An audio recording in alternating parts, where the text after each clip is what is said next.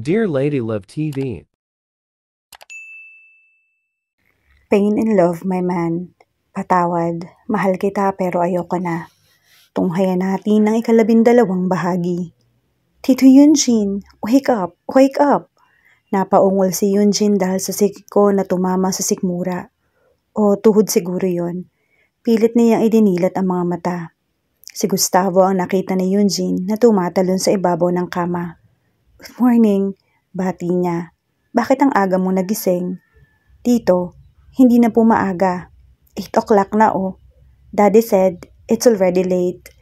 Napangiti siya. Usually, maaga talaga siyang nagigising. Pero halos madaling araw na siyang nakatulog. Kung ano-ano kasi ang napapanaginipan niya. Gising na ba ang mami at daddy mo? Si daddy lang po. Mami isn't feeling well. May sakit po ba si mami, tito? Tuluyan nang nawala ang antok ni Yunjin dahil sa lungkot ng boses ng pamangkin. Bumangon na siya at ginulo ang buhok ng bata. Wala naman. Baka gusto lang talaga niyang magpahinga. Gising na ba si Jem? Yes, she's in the kitchen na po. Halika na po tito. Sumabay ka na sa amin sa breakfast. Binuhat ni Yunjin si Gustavo habang pababa ng hagdan. Nagluto na ba si daddy mo ng breakfast? No, nag-coffee lang si daddy. Si Tita Sara yung nag-cook. She's in the kitchen, kasama ni Jem. Napatigil siya sa paglalakad. Hindi sila nagkita ni Sara kahapon. Alam niya magkikita sila dahil 1 linggo siya doon. Pero kahit ganoon, hindi pa rin niya makontrol ang nararamdaman. Kinakabahan siya. 5 taon. 5 taon silang hindi nagkita at nagkausap ng dating asawa. Pero may 3 pagkakataon na nakita niya ito sa nakalipas na taon. Sa lahat ng pagkakataon na yon, ay tumingin lang siya kay Sara. Wala siyang lakas ng loob na lapitan ito at kausapin. Ibang usapan na ngayon dahil talaga magkakaharap sila. Tito, gutom na po ako, sabi ng bata. Dahil doon ay natauhan si Yunjin. Nagsorry siya sa pamangkin bago ipinagpatuloy ang pagbaba ng hagdan. Papasok na sila sa kusina nang matigilan uli niya dahil sa tanawing bumungad sa kanya. Nakaupo si Jem habang si Sara ay nakatayo sa tabi nito. Tumatawa ang dalawa. May hawak na tinidor si Sara habang sa harap naman ni Jem ay may pancake na may strawberry jam. Kahit kailan hindi niya nakakalimutan ang pagtawa ni Sara. Ang kislap ng mga mata nito at ang taginting ng halakhak. May mga pagkakataong sumasagi iyon sa isip niya. Pero iba pa rin pala kapag nakita at narinig niya uli. Kung kaya lang ay i-freeze niya ang sandaling iyon. Gusto pa kasi niyang titigan si Sara. Gusto pa niyang marinig ang pagtawa nito. Pero imposible yon. Ang tanging magagawa lamang niya ay tumingin hanggang may oras pa siya. Halos walang ipinagbago ang babae. Ang masasabi lang niya, lalo itong gumanda. Maturity suited her really well. Tita Sara, tawag ni Gustavo na nagpumilit na makababa mula sa bisig niya at tumakbo palapit sa tiyahin. Parang tumigil ang mundo ni Yunjin nang tumingin si Sara at magtama ang mga mata nila. Samot-saring emosyon ang dumagsa kay Yunjin. Gulat, kaba, tuwa at lungkot. Parang nilipad ng hangin ang saya sa mukha ng babae. Naglaho ang ngiti nito at biglang sumeryoso. Pero hindi maikakaila ang pag-aalala at discomfort na sumilip sa mga mata nito. Ngayon ay nangibabaw na ang galit sa puso ni Yunjin. Galit para sa sarili. He was making her uncomfortable just by his mere presence. Oh, what he would not give just to spare her for this agony. May masakit na pakiramdam na pilit gusto mangibabaw sa kanya, pero pilit niyang pinipigilan. Hindi pwedeng sarili niya ang isipin ngayon. He had done enough of that before. Kaya sila nasira ay dahil sa kanya, dahil sa pagiging makasarili niya. Tita Sara, gusto ko rin po ng pancake. Ungot ni Gustavo na hinila ang kamay niya. Nag-iwas ang tingin si Sara kay Yunjin at tumingin kay Gustavo. Ngumiti siya sa pamangkin. Yes baby, gusto mo rin ba ng strawberry syrup? No tita, gusto ko po maple syrup. Okay. Alam ni Sara na hindi pa rin umaalis si Yunjin sa kinatatayuan nito sa pinto ng kusina. Papapasukin ba niya ang lalaki at pauupuin? Hindi niya kailangan sabihin kay Yunjin dahil hindi naman ito bisita. Kapamilya ito ni Maika. Tato, why you can stand here? Tanong ni Jem. No. Hungry? No, baby, no. I'm hungry. Ngumiti si Yunjin kay Jem. Pumasok na ng tuluyan ang lalaki sa kusina at naghila ng upuan sa tabi ni Jem. Walang choice si Sarah. Magkaharap sila ni Yunjin. Alangan lumipat siya ng upuan. Hindi niya gagawin yon. Tito, kilala mo ba si Tita Sarah? Ngayon lang kayo nagkita, right? Si Gustavo ang nagtanong na iyon.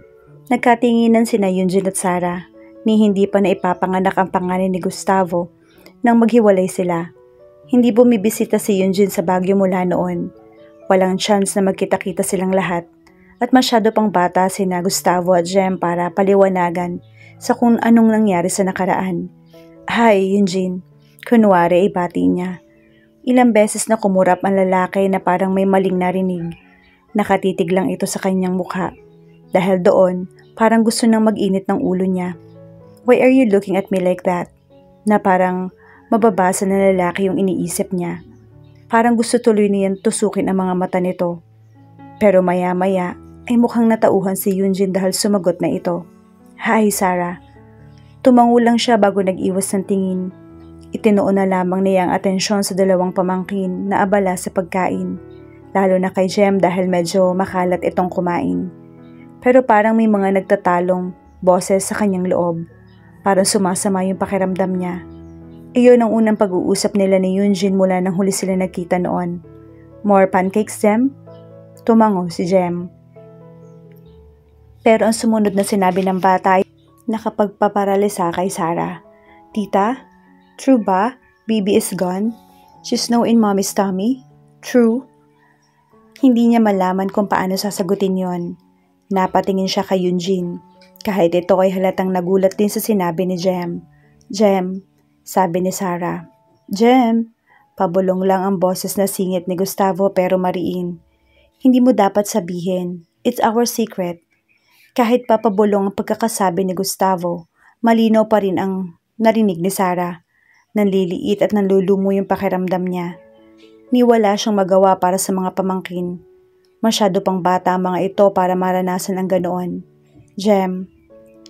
Gustavo. Lumunok siya habang tinitingnan sa mga bata ang mga mata nila. May lungkot sa mga mata ng mga ito lalo pang dumagdag ang kanyang nararamdaman. May mga bagay kasi na kailangan talagang mangyari. Our little baby needed to go somewhere. Where? Tanong ni Gustavo. Where? Gumaya naman si Jem. Sa heaven. The heaven needs more angels kasi. Halos nabasag na yung boses niya. Masakit na masakit yung lalamunan niya. Dahil sa pagpigil ng pag-iyak. Baby is angel?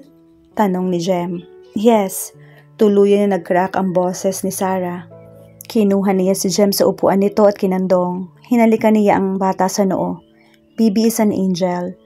May masakit na pakiramdam na bumabalik sa kanya. Baby, angel, gone. Parang lalo pang dinudurog sa maliit na piraso ang nabasag na puso ni Sarah. Nang tiningnan niya si Yunjin, hinihimas nito ang buhok ni Gustavo. Nakatingin na ito sa kanya. At alam ni Yunjin kung ano ang tumatakbo sa isip niya ngayon. Huminga ng malalim si Sarah at pilit kinalma ang sarili. Hindi dapat pang ibabaw ang nararamdaman niya ngayon. Mas importante ang pamangkin niya. Naapektuhan ng mga ito dahil sa nangyayari kina Maika at Kuya Achilles. Isinubsob ng mga kapatid niya ang sarili sa pagtatrabaho dahil wala itong magawa para mapalabas ng kwarto si Maika. Wala rin siyang magawa. Hindi niya alam kung may magagawa ba si Yunjin. Sad si Mommy. Malungkot na sabi ni Gustavo. Nagpapahinga lang si Mommy mo. Sagot ni Yunjin sa pamangkin. But don't worry.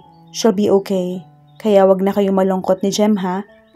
Pinagpatuloy ni Sarah ang pagkain kahit na mabigat na ang pakiramdam nilang lahat. Mamamasyal tayo sa labas? Punta tayo sa Baguio. Gusto niyo ba? Tanong ni Yunjin nang matatapos na sila sa pagkain. Kahit paano nagliwanag ang mukha ni na Gustavo at Jem. Tumango ang mga ito.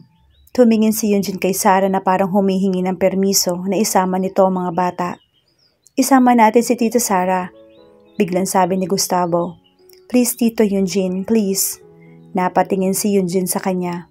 Puno ng pag-aalinlangan ng mga mata nito. "Please, tita," biglang sabi naman ni Jem. "Please." Hindi kayang tumanggi ni Sarah sa mga pamangkin, lalo pa't nalulungkot ang mga ito. Kailangan talaga ng dalawang bata na makalabas at malibang sa ibang lugar kahit papaano. "Okay," tumingin siya kay Eugene. Agad na sumilay ang relief sa mga mata nito. "This is not about you, Sarah. This is for the kids." Bago maghanda para sa pag-alis nila, kinatok uli ni Eugene ang ate Mika niya sa kwarto. Pero hindi pa rin ito sumasagot.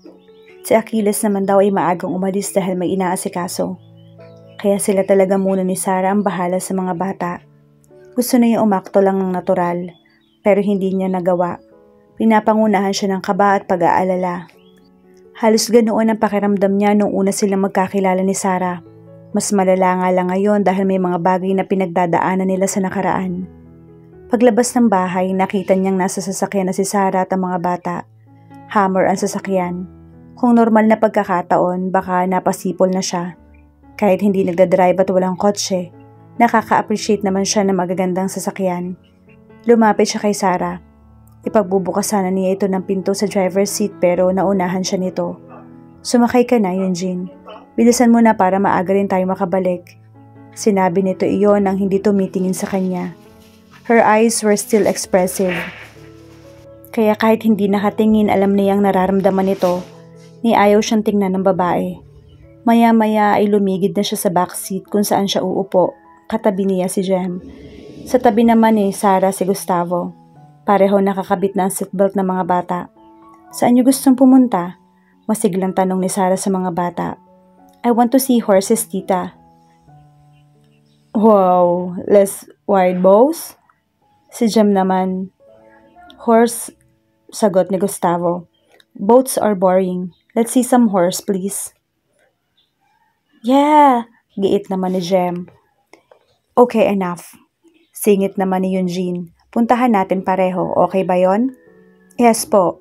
Sabay-sabay na sagot ng dalawang bata. Sa rearview mirror ay nagkasalubong ang mga mata nila ni Sarah. Words. There were lots of words to describe what her eyes were saying, but he could not come up with one. Nalulunod lang si Eugene sa mga mata ni Sarah. Kaya ng dati, hindi na yata magbabago ang epekto ng mga mata nito sa kanya. This was going to be a long day. Napabangon si Eugene dahil sa sobrang gulat sa narinig na sigawan. Gising na siya, may 1 oras na pero hindi pa bumabangon. May mga iniisip lang siya pero dahil sa ingay na naririnig, umalis na siya ng tuluyan sa kama at lumabas ng kwarto. Habang naglalakad sa pasilyo, muntik pa niyang makabangga si Ate Mika. Pangatlong araw niya na sa bahay ng mga ito pero ngayon lang sila nagkita. Pero parang hindi naman siya nakita ng kapatid dahil hindi siya tinitingnan nito.